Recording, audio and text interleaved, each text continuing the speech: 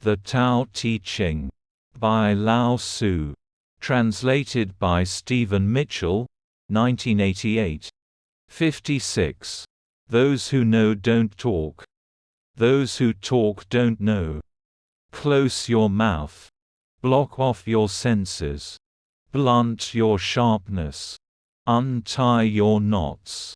Soften your glare. Settle your dust. This is the primal identity. Be like the Tao.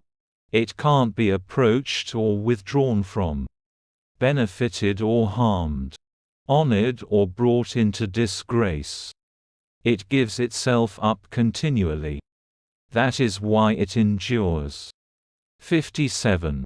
If you want to be a great leader, you must learn to follow the Tao. Stop trying to control. Let go of fixed plans and concepts. And the world will govern itself. The more prohibitions you have, the less virtuous people will be. The more weapons you have, the less secure people will be. The more subsidies you have, the less self-reliant people will be. Therefore the Master says, I let go of the law. And people become honest. I let go of economics. And people become prosperous. I let go of religion. And people become serene. I let go of all desire for the common good. And the good becomes common as grass. 58.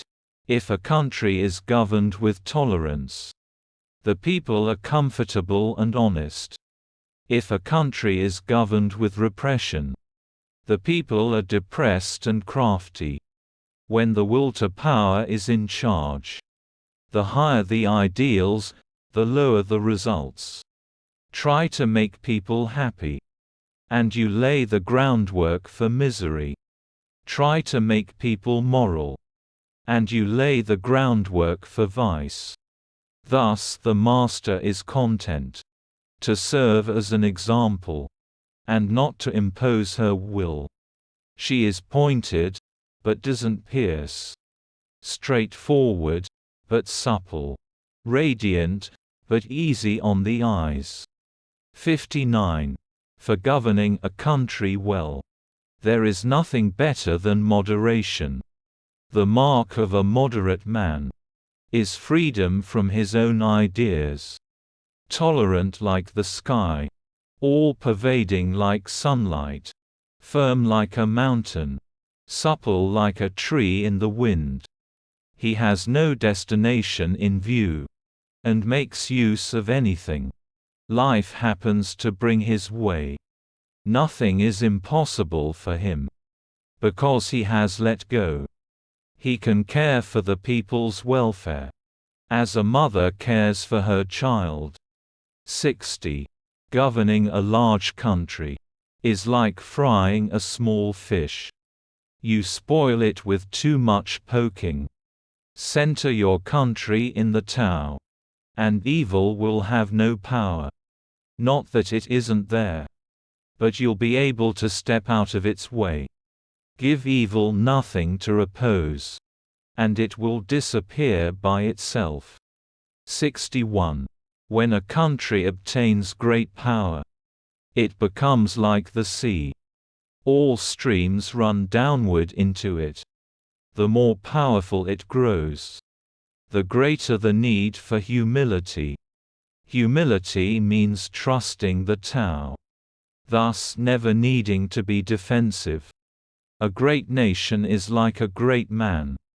When he makes a mistake, he realizes it. Having realized it, he admits it. Having admitted it, he corrects it. He considers those who point out his faults as his most benevolent teachers. He thinks of his enemy as the shadow that he himself casts. If a nation is centered in the Tao, if it nourishes its own people, and doesn't meddle in the affairs of others, it will be a light to all nations in the world. 62. The Tao is the center of the universe. The good man's treasure.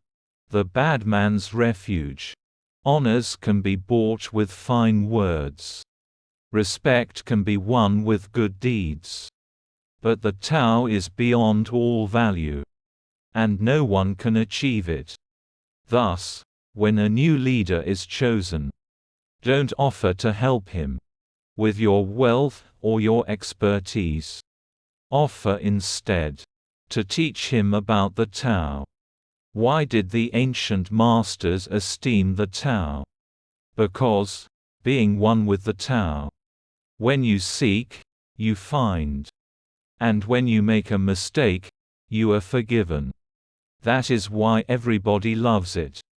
63. Act without doing. Work without effort. Think of the small as large. And the few as many. Confront the difficult, while it is still easy. Accomplish the great task by a series of small acts. The master never reaches for the great. Thus she achieves greatness. When she runs into a difficulty, she stops and gives herself to it. She doesn't cling to her own comfort. Thus problems are no problem for her. 64. What is rooted is easy to nourish. What is recent is easy to correct. What is brittle is easy to break. What is small is easy to scatter. Prevent trouble before it arises. Put things in order before they exist.